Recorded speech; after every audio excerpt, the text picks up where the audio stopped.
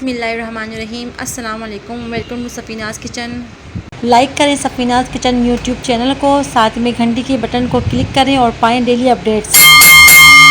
आज मैं बना रही हूँ चिकन टिक्का रेसिपी, जो कि बहुत ज़्यादा मज़ेदार होती है। ये रेस्टोरेंट स्टाइल चिकन टिक्का बहुत ही ज़्यादा टेस्टी होता है। इसे बनाना बेहद आसान है और आपकी फैमिली को ये ज़रूर पसंद आएगी। तो चलिए इसे बनाना स्टार्ट करते हैं।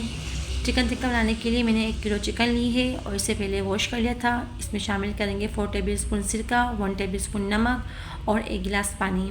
और इन तमाम चीज़ों को अच्छी तरह से मिक्स करेंगे और 10 मिनट के छोड़ देंगे। 10 मिनट के बाद दोबारा से इसे वॉश करेंगे और ड्राई कर लेंगे। अब हम इसमें शामिल करेंगे स्पाइसेस, जिसमें पिसा धनिया, भुना हुआ कुटा हुआ ज़ीरा, पिसी हुई काली मिर्च, 1 टेबलस्पून, 1 टीस्पून हल्दी, half tea spoon food colour और 1 टेबलस्पून पिसी हुई लाल मिर्च। आप इन तमाम मसालों को अच्छे से मिक्स करें और चिकन में शामिल कर दें। साथ ही हम शामिल करेंगे इसमें 1 टेबलस्पून नमक और 1 टेबलस्पून गरम मसाला।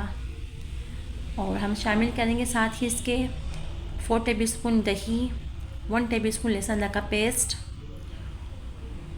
और 4 टेबलस्पून कुकिंग ऑयल।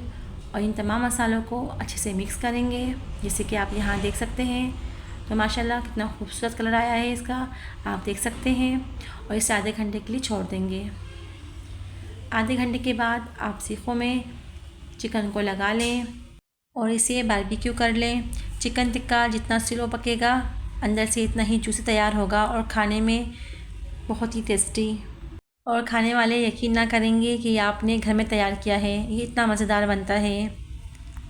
बारबेक्यू करने के दौरान आप इसमें थोड़ा थोड़ा सा ऑयल शामिल करते जाएं, ताकि हमारा चिकन जले नहीं और इसका गोल्डन कलर आए।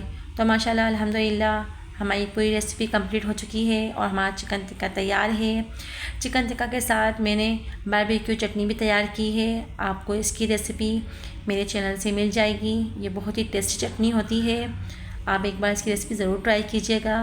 वीडियो अच्छी लगे तो लाइक कीजिए, कमेंट कीजिए, दुआओं में मुझे याद रखिए और मेरी रेसिपी को ज़रूर ट्राई कीजिएगा और मुझे फ़ीडबैक ज़रूर दीजिएगा।